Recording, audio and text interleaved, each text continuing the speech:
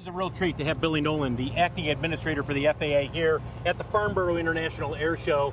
We'll talk about this air show in a little bit, but sure. You're here. Yep. I think a lot of people want to know the state of flying in the United States. Yep. Delays and cancellations have come down from just a horrific June.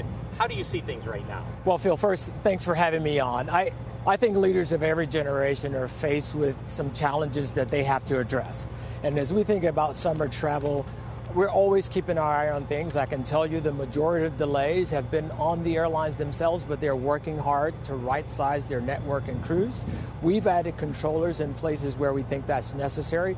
But overall, our level of partnership, coordination, and collaboration is where we want to be, and it will serve us well going into the balance of the summer. We don't know what can happen this summer, especially when storms come through certain areas. Are you confident we're past the worst of the delays?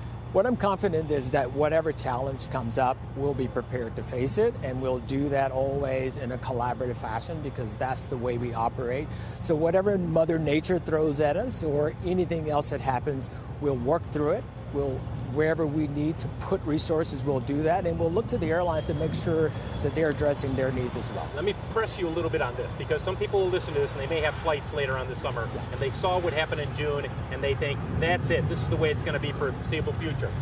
Obviously, things can change, but are you comfortable with the changes that have been made by the airlines, the increased staffing of air traffic controllers? I'm comfortable where we are from our air traffic controllers. We're on track to hire 1,000 air traffic controllers this year alone for the balance of the year. The airlines are working. It is up to them to ensure that their network can meet the demands, that the public has an expectation when they buy a ticket that they're going to arrive safely, as efficiently as they can, with an affordable price. So our goal, it's a challenge. We're going to work through it. One of the hot spots that gets a lot of attention is Florida. Yes. We have a graphic we're going to throw up showing how many more flights are out there now than before the pandemic. It seems everybody wants to add flights to Florida. Are we to a point where the FAA or other regulators have to say, hold on a second, there's only so many flights that can go into this state? Great question. We look at this every day, and our goal as we work around our national airspace system is say, where are challenges, where are pain points? We're not at that position. As I said, we've added resources.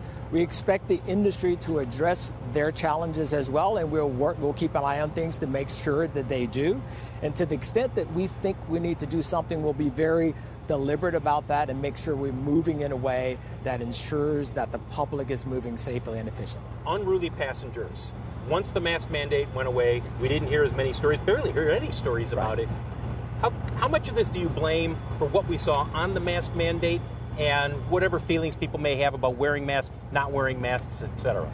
Without addressing, where the mandate was itself, our goal is that we have a zero tolerance for bad behavior in flight. And what we've said is that bad behavior won't fly. You saw that we took a very aggressive posture to make sure we sought out and punished those with fines that were acting in an egregious manner. We have seen a downward trend, and that's been really good to see. But our mission doesn't stop there. Every day we are looking across flights. I get a report every morning that tells me where we are with respect to unruly passengers.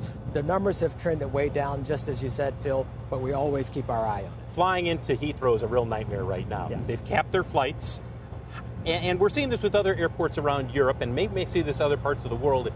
Is this going to impact U.S. carriers as they have increased their flights to Europe?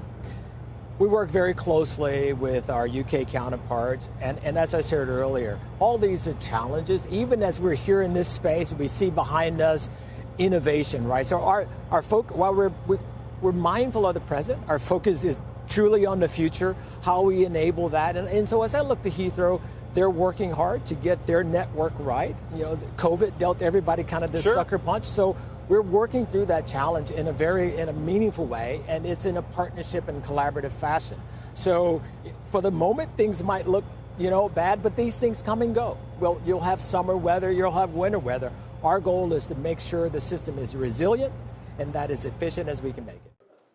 Shepard Smith here. Thanks for watching CNBC on YouTube.